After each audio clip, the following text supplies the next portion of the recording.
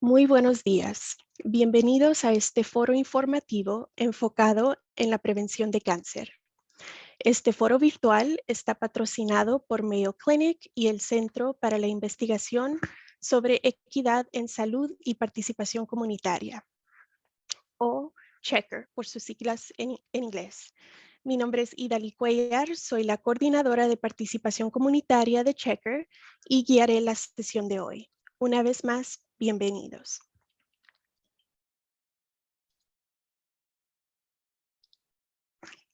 Tengo el honor de presentar a nuestras panelistas el día de hoy. Primero tenemos a la doctora Venegas Pont. La doctora Marcia Venegas Pont es médico certificado en medicina interna. Ella se desempeña como consultora en salud ejecutiva, medicina internacional y medicina interna general en Mayo Clinic en Rochester, Minnesota. La doctora Venegas Pont recibió su título de médico en la Universidad Nacional de Asunción, Paraguay, y completó su residencia también en la Universidad Nacional de Asunción y en Mayo Clinic School of Graduate Medical Education en Rochester.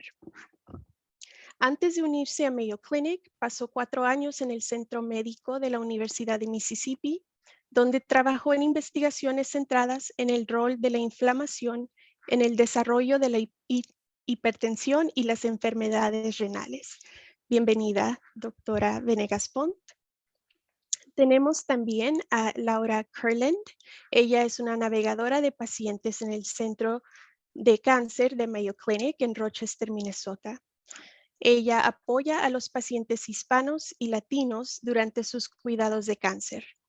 Antes de llegar a Mayo Clinic, Laura trabajó en varios países de Suramérica con poblaciones rurales e indígenas en proyectos comunitarios y de salud rural.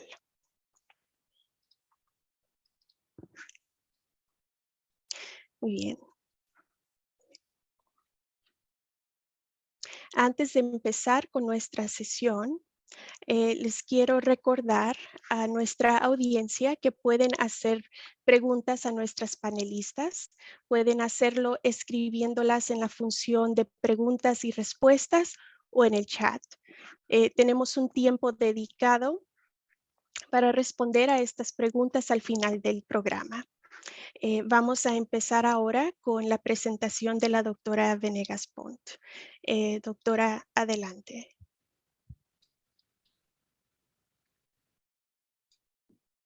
Muy buenos días y muchas gracias por la presentación y por la invitación. Es realmente un placer y un honor poder compartir con ustedes hoy. Y si por favor me dicen si pueden ver mi presentación ahora. ¿La pueden ver ahora?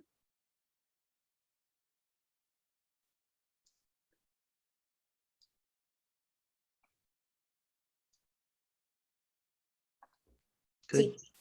Ahí está, sí. Ok. Hoy vamos a pasar unos minutos hablando de los tipos de cáncer que son más comunes en hombres y mujeres, individualmente para mujeres y también un poco para hombres, y en general algunos cánceres que afectan a las dos diferentes poblaciones. Me gustaría que hoy podamos reconocer los tipos más frecuentes de cáncer, discutir cuáles son los métodos que tenemos para la detección temprana, que es muy importante para el tratamiento y curación de estas enfermedades, y también discutir cómo podemos prevenir, que es lo más importante para nuestra discusión de hoy. En mujeres, los tipos de cáncer más frecuentes que vemos son el cáncer de mama y también el cáncer del cuello uterino. En hombres, el cáncer de próstata, y en general en ambos sexos, el cáncer de colon o recto y el melanoma, que es el cáncer de piel. El cáncer de mama es el segundo cáncer más frecuente diagnosticado en la mujer después del cáncer de piel o melanoma. Y aunque es menos frecuente verlo en mujeres latinas, los test que utilizamos para la detección precoz generalmente se realizan en forma menos frecuente en nosotras las mujeres latinas. En comparación con otras, por esa razón, en comparación con mujeres de otras razas, el diagnóstico del cáncer de mama en las mujeres latinas se hace en forma más tardía, lo que hace que sea más difícil el tratamiento, porque el éxito del tratamiento depende del diagnóstico temprano de estas enfermedades. Lo que recomendamos ahora es empezar con el screening o la detección temprana del cáncer de mamas con las mamografías, que nosotros en la Mayo Clinic recomendamos que se empiece a la edad de 40 años, todas las mujeres, y se hacen todos los años.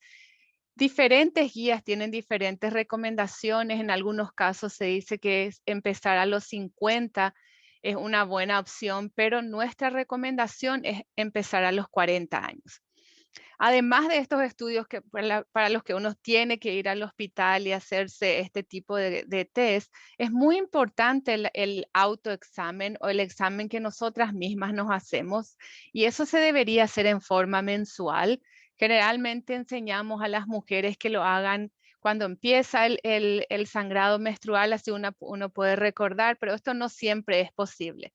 Y no tiene que ser un examen como el que lo haría un médico, pero por lo menos hacerlo una vez al mes en forma superficial, cuando una está en la cama, cuando se está duchando, es muy importante. Y también cuando van a visitar a sus médicos, el examen de las mamas puede ayudar a detectar el cáncer en forma temprana. Muchas mujeres tenemos miedo al mamograma.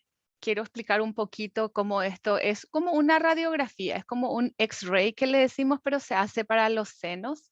Generalmente no produce dolor, aunque es un poco incómodo porque se utiliza compresión para que el examen sea bueno y pueda ayudarnos a detectar lesiones. No tiene riesgos asociados, aparte de que sea incómodo. No aumenta el riesgo de tener otros tipos de cáncer por la exposición a la radiación. Y una intervención que a veces ayuda es tomar Tylenol como 45 minutos, una hora antes. Eso a veces ayuda mucho para prevenir que uno tenga dolor. Y aunque haya dolor, es mínimo y es muy importante, es como que vale la pena hacerlo. Esta es solo una pequeña foto para mostrar cómo se utiliza compresión, pero como les dije, no debería haber dolor. ¿Cómo disminuir el riesgo de del cáncer de mamas? Es muy importante, y siempre trato de enseñar a los pacientes que nuestro estilo de vida es lo más importante. 80%, 80 de 100 mujeres que son diagnosticadas con cáncer de mamas ni siquiera tienen historia familiar, porque el estilo de vida es muy importante. Siempre hablamos de una dieta equilibrada. Siempre hablamos de consumir vegetales, frutas, tratar de evitar alimentos procesados. Vamos a hablar un poquito más de esto más adelante porque también juega un importante rol, un importante papel en otras enfermedades. La actividad física es muy importante y recomendamos hacer algún tipo de actividad física aeróbica como caminar, correr, nadar, algo que aumente la frecuencia cardíaca por lo menos 150 minutos por semana. Ideal sería más cerca de 300 minutos. Y mucha gente, muchos pacientes dicen, yo me muevo mucho, tengo niños pequeños o tengo nietos, estoy corriendo detrás de ellos. Eso está muy bien porque mantenerse activo durante el día es muy importante, pero tratar de encontrar esos 30, 40 minutos por día para hacer algún tipo de actividad física, aunque sea salir a caminar con los niños, caminar rápido, caminar con las mascotas, eso es muy importante. Otro punto muy importante es la ingesta de alcohol. Está demostrado científicamente que consumir alcohol aumenta el riesgo de cáncer, de muchos tipos de cáncer y el de cáncer de mamas. Nosotros recomendamos, o las recomendaciones son consumir no más de un trago o un drink por día, y eso sería como unos 50 ml o un 5 onzas de vino por día, una cerveza y unos 30 ml de alcohol más fuerte. Eso sería por día para la mujer y 2 tragos para el hombre, que también puede tener cáncer de mama, pero menos es mejor. Nosotros siempre tratamos de encontrar un número porque eso ayuda mucho a los pacientes. Todos queremos saber que dígame, denme un número, pero no más de uno, no más de dos en el hombre, no más de uno en la mujer, pero en realidad menos es mejor. Vamos a pasar a hablar del cáncer de cuello uterino o del cervix, como se dice, que es un cáncer muy frecuente en las mujeres y es mucho más frecuente en las mujeres que venimos o vivimos en países en vías de desarrollo. Se sabe que es causado por un virus que es el papiloma humano o HPV y este virus es transmitido durante el contacto sexual. Los factores de riesgo incluyen el inicio de la vida sexual a edad temprana, porque eso también implica que probablemente van a haber más compañeros o compañeras sexuales, especialmente si estos compañeros o compañeras son de alto riesgo. También historias de enfermedades de transmisión sexual, que también está conectado al inicio de vida sexual más temprana y al número de parejas sexuales, y también en la infección por el HIV. ¿Cómo hacemos para la detección temprana? Es muy importante y la mayoría de las mujeres estamos muy al tanto de esto, que es el PAP o Papa Nicolau, que es un test para detectar el virus que causa la enfermedad.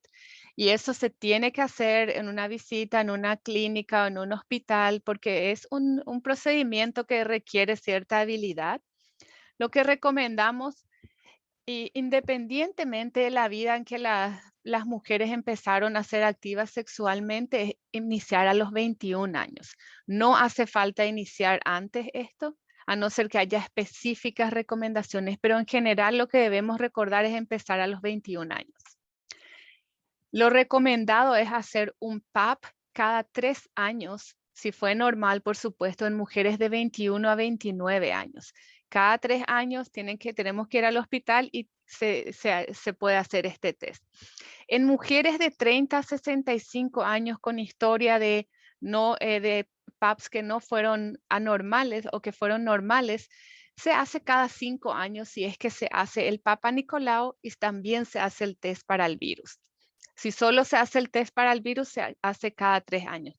No hace falta que recordemos todo esto, pero para tener una idea, cada 3 años de 21 a 29 años y cada 5 de 29 a 65 años para las mujeres. Y estas pruebas no son necesarias después de los 65 años. Muchas mujeres se pusieron nerviosas cuando cambió la recomendación, porque anteriormente se hacían todos los años, pero en medicina siempre estamos aprendiendo más y estábamos haciendo de más estos test. Sabemos cómo se comporta el virus, sabemos cómo detectarlo, sabemos cómo tratarlo, entonces después de los 65 años se puede parar y no necesitamos hacerlo cada año. Muchas mujeres durante su vida tienen cirugías en las que se remueve completamente el útero y eso se llama histerectomía. Después de la histerectomía, especialmente si esta cirugía se hizo por razones no malignas o no tuvo cáncer, no es necesario que sigan haciéndose el Pap smear, incluso para mujeres jóvenes. Si una mujer le hicieron la cirugía, le hicieron la histerectomía a los 45 años, después de eso ya no necesita el Papa Nicolau. Para la prevención, como habíamos dicho, como había dicho más temprano, se produce por un virus, entonces tenemos una vacuna que es muy buena para prevenir el cáncer del cuello uterino y se llama Gardasil 9 o Cervarix. No necesitan recordar esto, pero cuando llevan a las niñas de 11 a 12 años, tienen que recibir esta vacuna. Esto cambió. Antes solo se hacía a los 11 a 12 años, ahora se puede hacer hasta los 26 años y recomendamos porque previene no solamente el cáncer cervical, sino el cáncer vaginal y también el cáncer de la vulva. En algunos casos también se podría hacer hasta los 45 años, pero se tiene que discutir con el médico porque hay pacientes que empezaron su actividad sexual más tarde, en esos pacientes se puede considerar, o algunos grupos de riesgo. Esta vacuna tiene 3 dosis, se hace una primera dosis, otra a los 2 meses, otra a los 6 meses, y es importante completar la vacunación. Y no es solo para niñas, es para los varones también, porque los varones también pueden transmitir el virus. Entonces, ¿cómo prevenimos el cáncer de cuello uterino?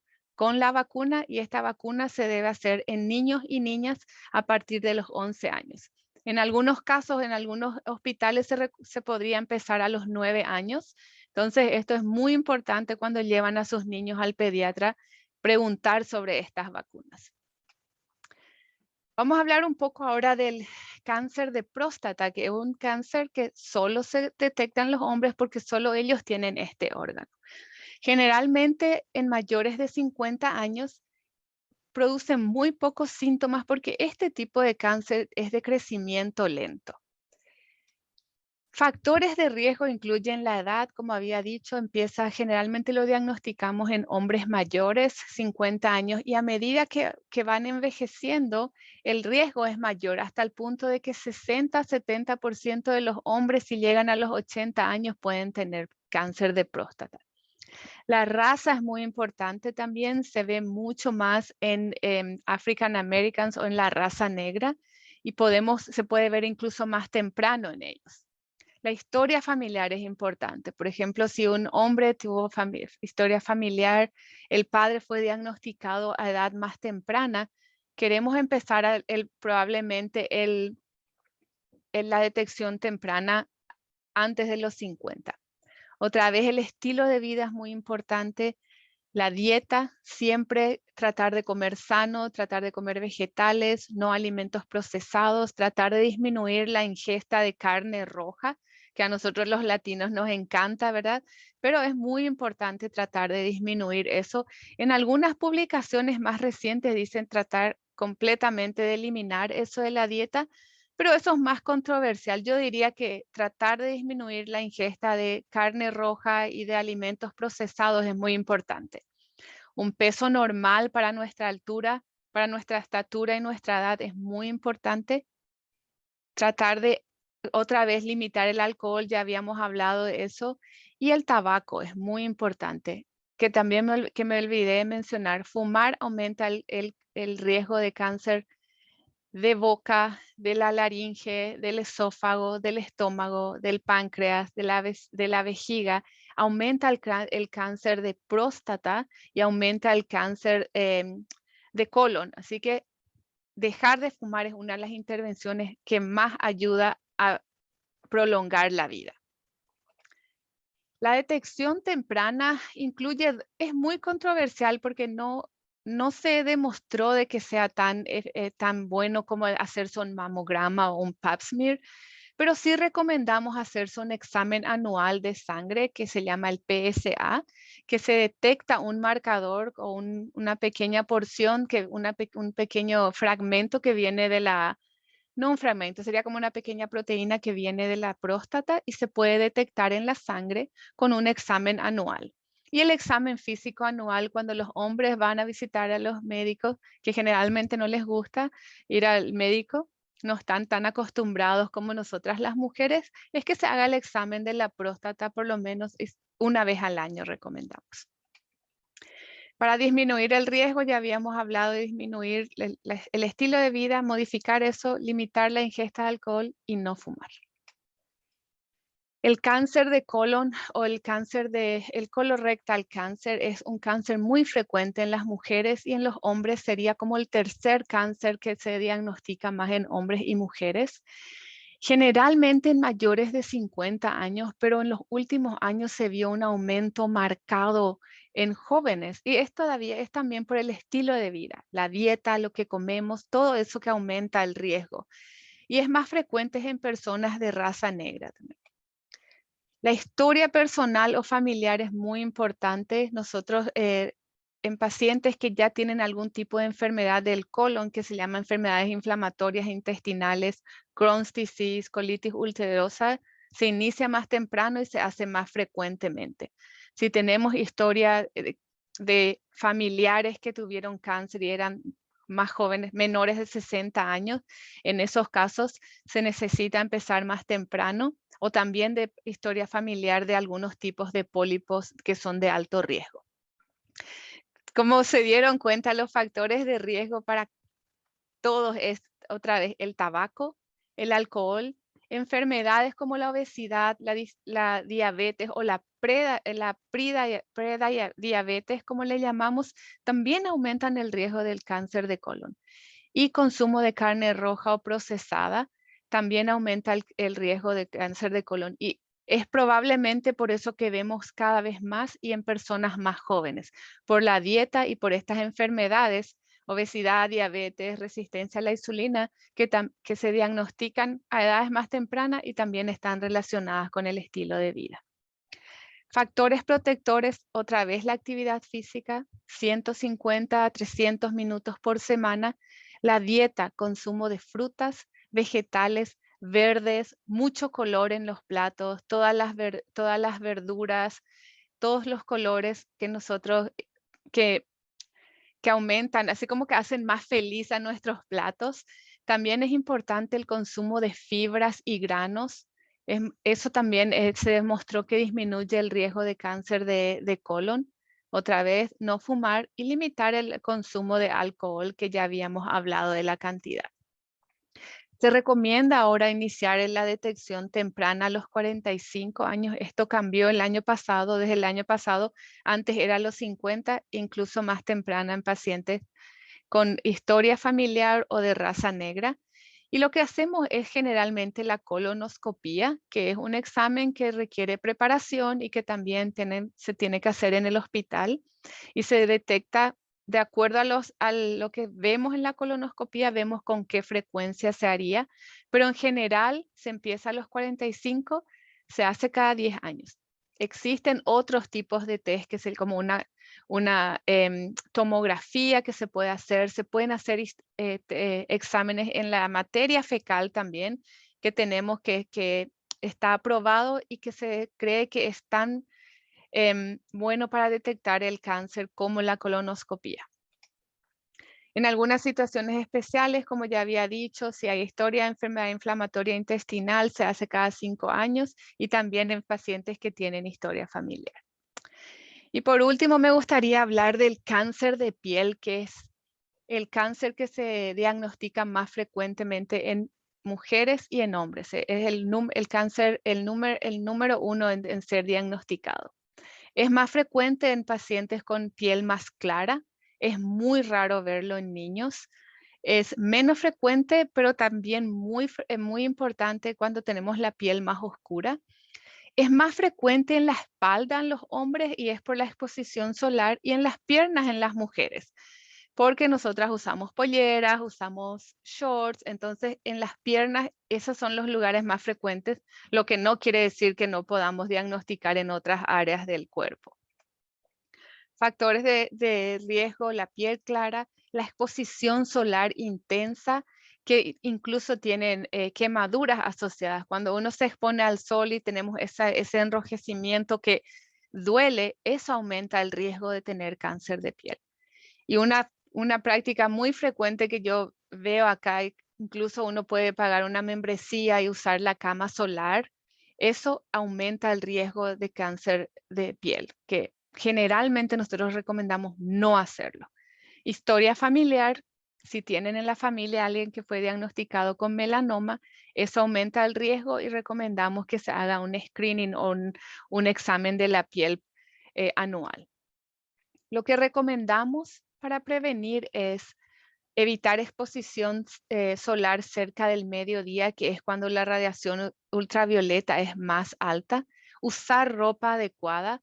Hay ropas que tienen protección solar que podemos adquirir. Sé que hay en Walmart, sé que hay en Target, porque siempre recomiendo a mis pacientes, muy importante. Preferiblemente mantenerse en la sombra entre las 10 y las 4. Yo sé que hay mucha gente que trabaja, que está expuesta al sol durante esas horas, porque es el horario en que tienen que trabajar. Entonces recomendamos usar protector solar para las partes del cuerpo que están expuestas, que es generalmente la cara, el cuello, las manos y los pies, porque a veces nos olvidamos. Y tiene que ser por lo menos con un factor de protección de 30 para arriba.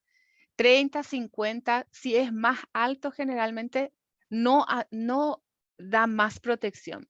Yo recomendaría como 50 para la protección solar. Y esto tiene que reaplicarse, no es que uno se aplica el protector solar una vez y ya está protegido. Cada 80 a 120 minutos se debe reaplicar el protector solar. Usar sombreros es muy importante porque protege la cara, protege el cuello y especialmente en los hombres, se recomienda usar porque tienen el pelo corto, tienen menos pelo menos cabello que las mujeres. Estas son intervenciones que son simples, pero que pueden salvar la vida de las personas. La detección temprana es un examen médico regular, especialmente los que tienen muchos lunares desde edad temprana o que ya tienen historia familiar o con la piel más clara. Pero en general todos necesitamos hacer eso. Si uno se da cuenta que tiene un lunar que está cambiando, eso no debemos esperar. Nunca está de más pedir a un médico o tratar de conseguir una cita para que se haga la evaluación. ¿Y qué es que algo está cambiando? ¿Cómo cómo decimos que está cambiando?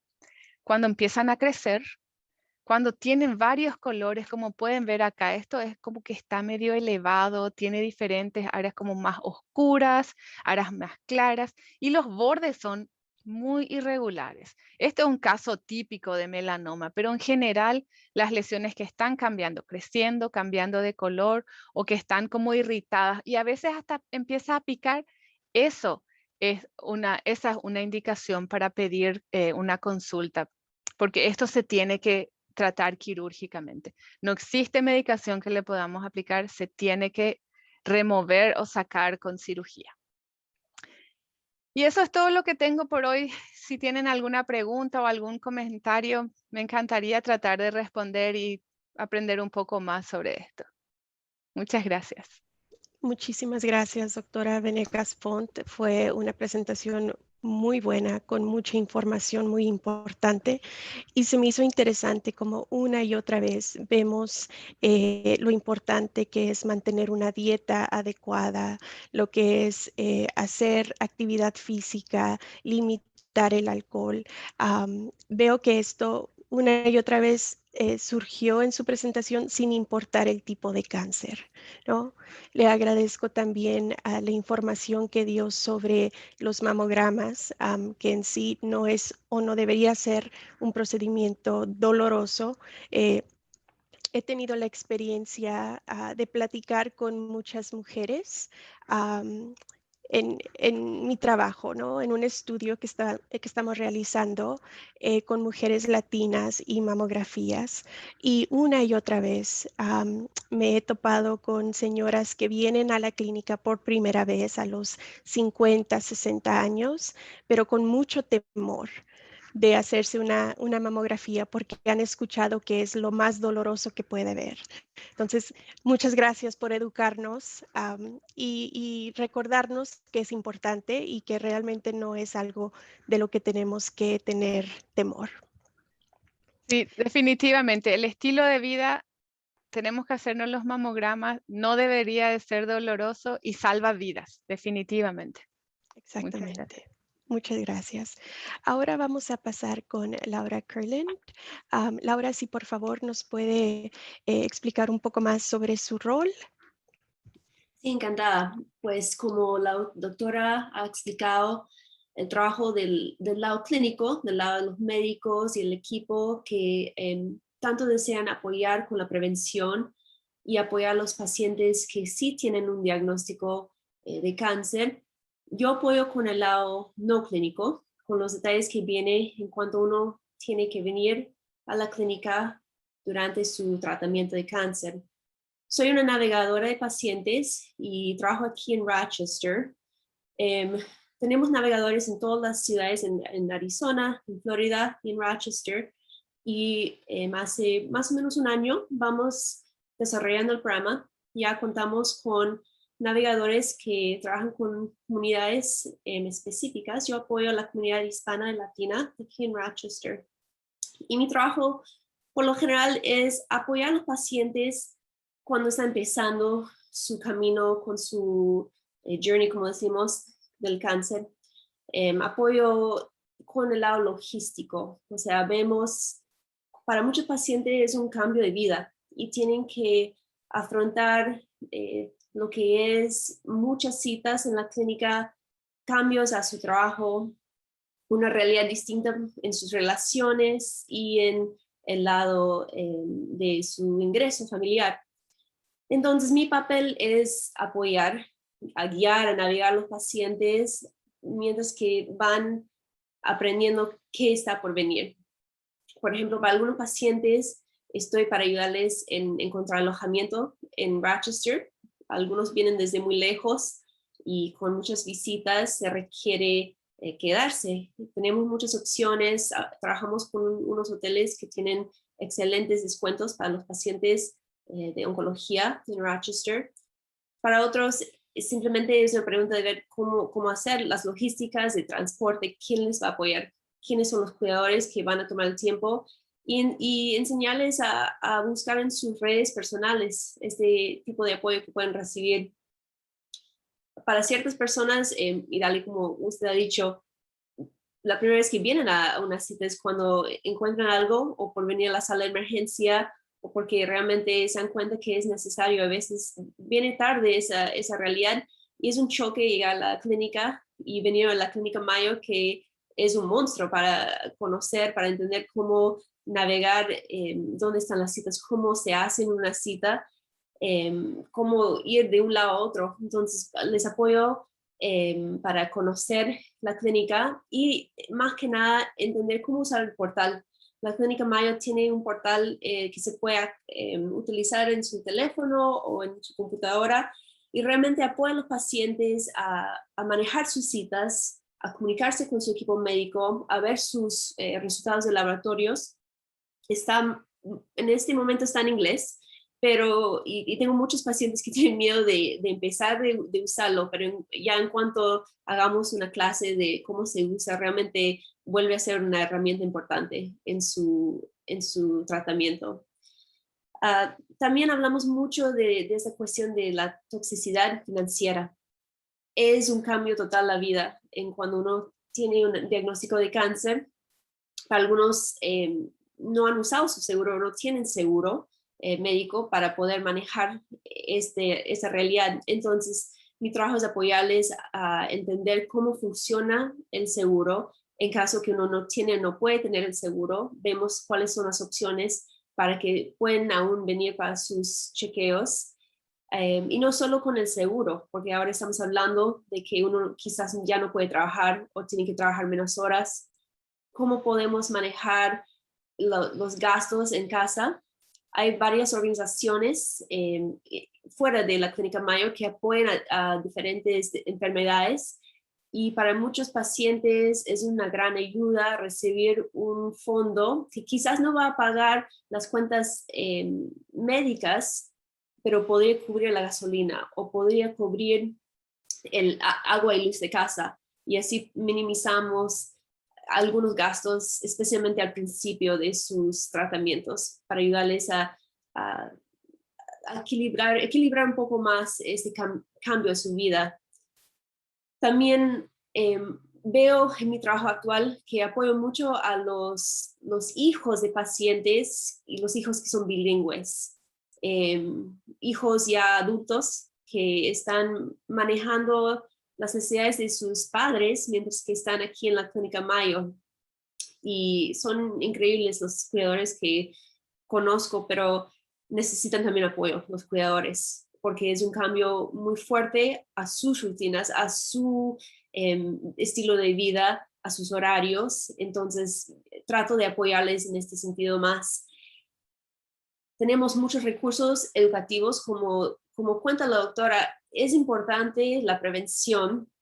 Es también importante poder abogar por uno mismo durante ese proceso de prevenir, de venir al doctor, de recibir tratamiento y de la sobrevivencia. Entonces, en todo ese camino, tenemos en Rochester, en el Donda, tenemos una biblioteca de información de diferentes enfermedades, de las páginas web que son seguras, porque el internet es un poco da un poco de miedo porque hay tanta información ahí, entonces queremos apoyar con buenos recursos y para mí lo más importante es que un paciente se sienta parte del equipo médico, que se siente cómoda en hacer preguntas, en comunicarse con su médico.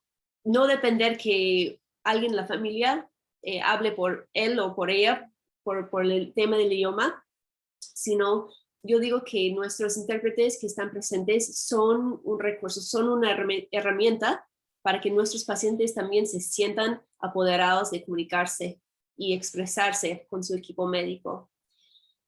En otro lado, hago mucho apoyo emocional o también buscamos para los que quieren apoyo espiritual.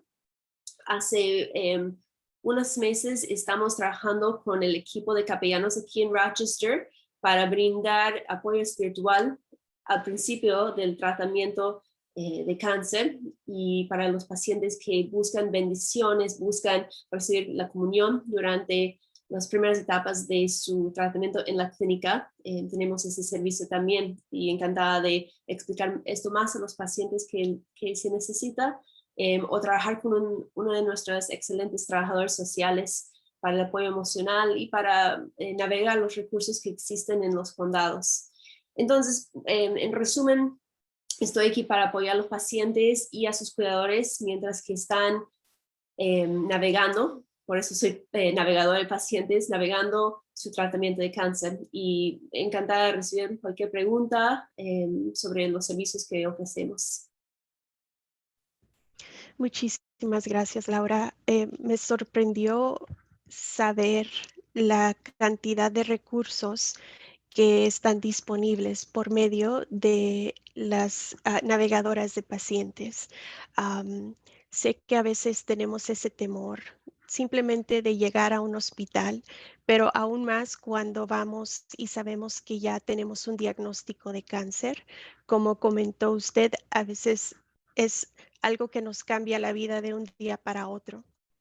Entonces, el tener a personas como usted que pueden tomarnos de la mano y abogar por nosotros hasta que podamos hacerlo por nosotros mismos, creo que es algo muy importante que nuestra audiencia sepa que tenemos estos servicios.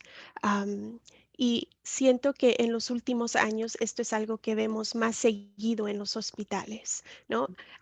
Los navegadores de pacientes no solo están en Mayo Clinic, es sabido que en todos los hospitales ahora estamos viendo más esto.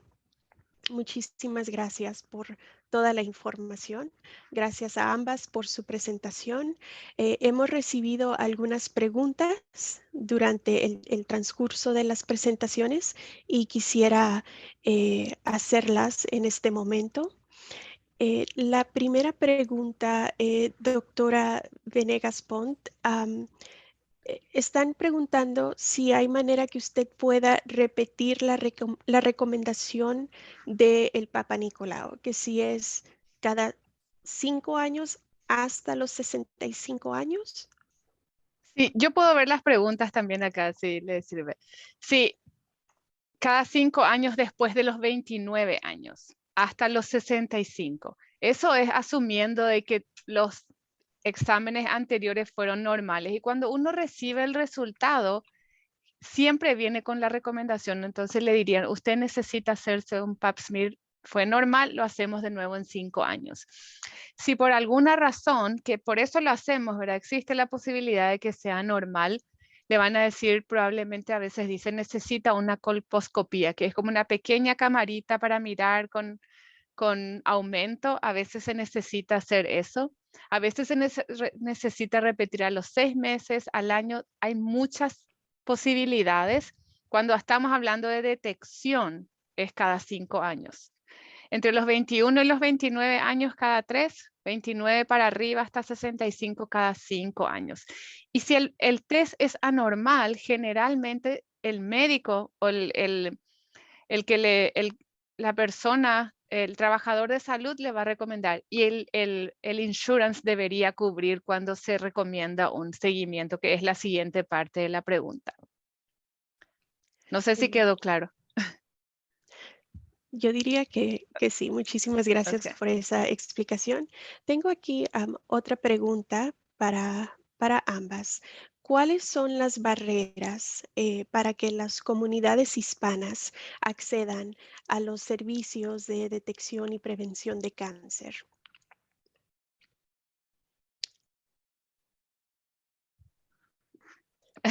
Doctora, no sé si usted quiere empezar.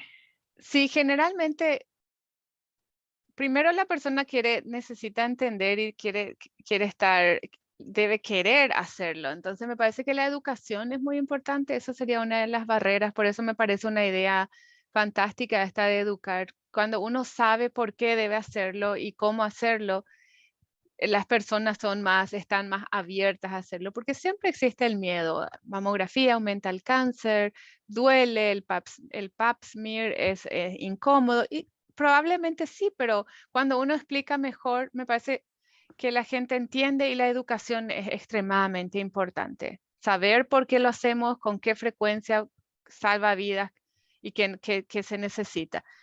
Y en general lo que yo veo en nuestras comunidades latinas, porque yo participo, voy al el Good Samaritan, para hacer del Breast Clinic, de la clínica de las mamas. Nosotros hacíamos antes de la pandemia, no hemos podido volver, pero hacemos el examen y los pacientes tienen acceso a hacerse mamografías para la detección. Pero no tener insurance, por ejemplo, yo entiendo que es una limitación muy grande porque son test muy caros, y esa sería una de las barreras. Primero, educar, ver que informar a las personas de como dijo Laura, cuáles son las opciones que tenemos, y también de decirle que es seguro hacerse. Yo también he tenido conversaciones con algunas personas que yo tengo pacientes con el SAGE program, y esas pacientes, por ejemplo, en algún momento existía la posibilidad, se enviaba un taxi para traer a las personas a la clínica y la llevábamos de nuevo a la casa. Pero muchas personas a mí me dijeron que les daba miedo. ¿Qué Ujú. pasa si esto que me lleva la migra? Cosas como esas. Y yo quería transmitirle a estas personas la seguridad de que ese no era nuestro objetivo, que nuestro objetivo es ayudar a esas personas, que nosotros no tenemos ninguna conexión con esa. Y siempre que puedo trato de hablar con las personas a las que conozco, pero eso es lo que yo podría decirle. No sé, Laura, si tienes alguna otra. No, estoy de acuerdo y quizás para aquellos, como usted dice, hay ciertas personas que por su situación migratoria no se sienten cómodos en acercarse a una clínica. Contamos con varias opciones de clínicas gratis o con precios más bajos. En Rochester está The Center Clinic en Dodge Center, está Nuestra Señora de Guadalupe en Worthington. En Minneapolis y St. Paul hay muchos recursos también, y centros donde pueden hacer screenings, chequeos de prevención. Y creo que tanto para las personas que quizás no tienen el seguro, pero también para los pacientes que sí tienen seguro, no hay esa práctica, esa experiencia de hacer visitas anuales, hacer sus chequeos de rutina, o siquiera tener un doctor, como decimos, un PCP, un Primary Care Provider. Cuento con muchos pacientes que primera vez de venir a una clínica y porque algo surge después de esperar mucho tiempo y esperar y por tener miedo. Entonces, realmente queremos educar la importancia de preguntar si uno se siente que algo no esté bien, no esté regular, ir a la clínica y hacer un chequeo anual para empezar a hacer más rutina las visitas y así desarrollar una relación con un médico de cuidados, primary, no sé cómo se dice, doctora, pero las cuidados rutinarias. Rutinas. Examen anual, examen de rutina, sí. Muy bien, muchísimas gracias a ambas. Tenemos aquí algunas otras preguntas. Doctora Venegas Pont, está aquí una sobre la protección solar. Sí. Si pudiera dar un poco de información sobre esto. Sí, Nosotros recomendamos por lo menos 30 de protección solar para arriba, 30, 50 sería lo ideal. Y la pregunta dice que si la protección solar es de 30, solo dura 30 minutos. Y eso en realidad no es así. ¿De qué depende cuánto dura la protección? Nada va a durar más de 80, 90 minutos. Muchos de los protectores solares dicen que son water resistant o que no va a salir si uno se mete al agua, cosa que no es cierto. Entonces lo que recomendamos es aplicar protector solar por lo menos 20 a 30 minutos antes con una protección de 30, por lo menos de 30 para arriba y reaplicar. Si usted está nadando o si está sudando mucho porque está haciendo algún tipo de ejercicio, reaplicar 40, 60 minutos después. Cada vez que uno entra a la pileta o al agua, al salir cuando se seca, hay que reaplicar. Si estamos afuera, si no nos exponemos al agua, nosotros recomendamos cada 80 minutos. Y en la reaplicación no depende del factor. Factor 30 para arriba, reaplicar cada vez que uno se moja o está muy sudado y cada 80 minutos si es posible. Es muchísimo trabajo. Todos reconocemos, y especialmente para aplicar a los niños, ¿verdad? Que no se dejan.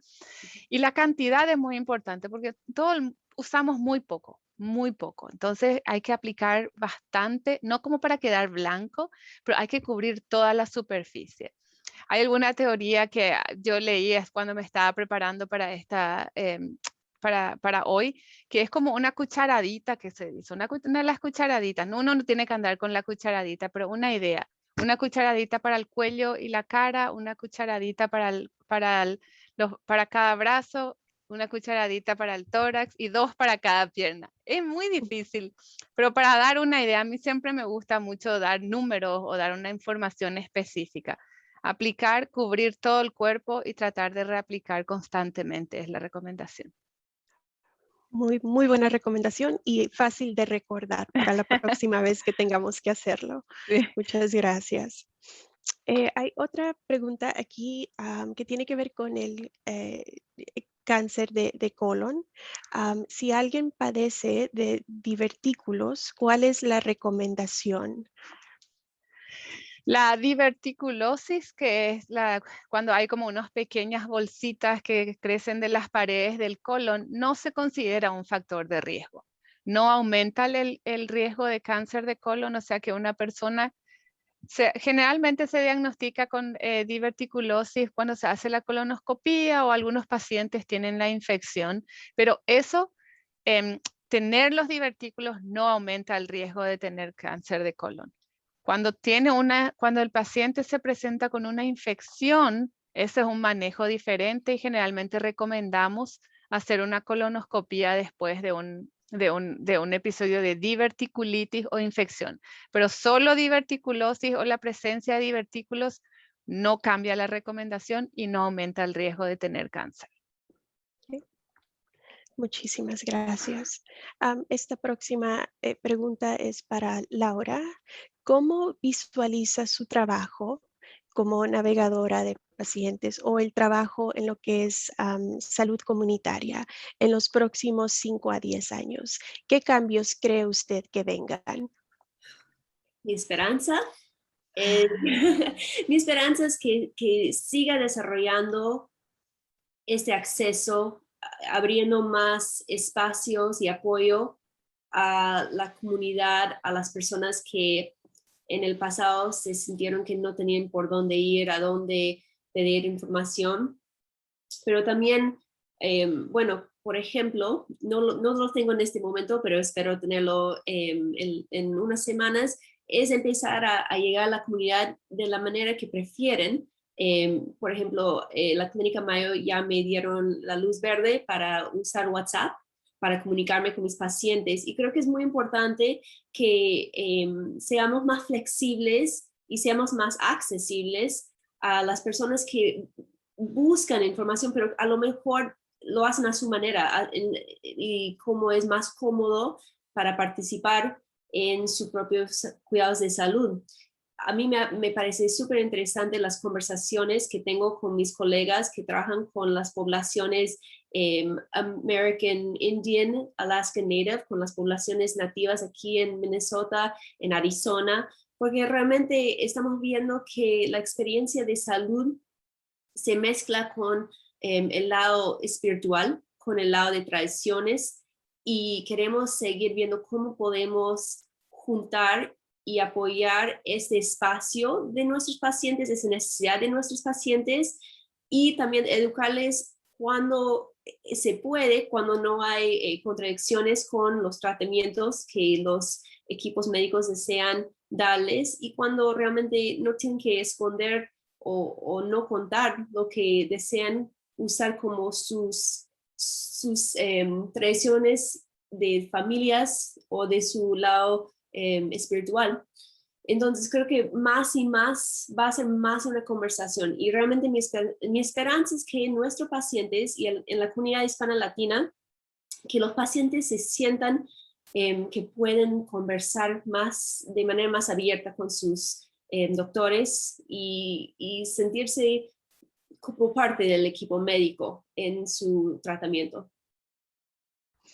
Estoy de acuerdo y me da mucho gusto saber eso, saber que con el paso del tiempo estamos evolucionando. El uso de WhatsApp creo que es una gran idea. Sé que por ese medio se comparte mucha información, a veces información que no es verídica, y qué bueno que podemos empezar a hacer lo contrario y usarlo como método para compartir información que beneficie. Esto nos ayuda a ver más allá en maneras de cómo comunicarnos mejor con nuestras diversas poblaciones a las que servimos, y nos ayuda a think outside the box, ¿no? Entonces me da mucho gusto saber de este tipo de iniciativas. Muchas gracias. Yo diría que también es importante no solo saber de esas iniciativas, pero abrir un espacio para escuchar de la comunidad, que la comunidad esté escuchada y pueden expresar qué se necesita. Yo lo digo Claro. por muchas conversaciones que llevo ya en un año aquí, cuántas veces escucho a los pacientes hablando de su necesidad espiritual. Y debido a eso abrimos un espacio para que los capellanos estén más presentes durante las infusiones de quimioterapia y al principio de la radiación, porque es algo que se busca del paciente, y por medio de conversaciones se abrió esa oportunidad. Entonces, Muy creo que es bien. muy importante que se exprese esa necesidad y los porqués. Claro, generalmente dejamos estos servicios o apoyos espirituales casi al final, ¿no? Cuando un paciente está ya al final de su vida, pero qué bueno que podemos ofrecerlos en cualquier momento. Es un tema difícil creo que para todos, el saber de repente que tenemos cáncer, entonces entre más apoyo podamos brindar, mucho mejor. Y creo que el lado espiritual no solo debe ser algo cuando uno se sienta al final o Ujú. terminando lo que es el tratamiento. La espiritualidad da fuerza, da el poder de salir adelante.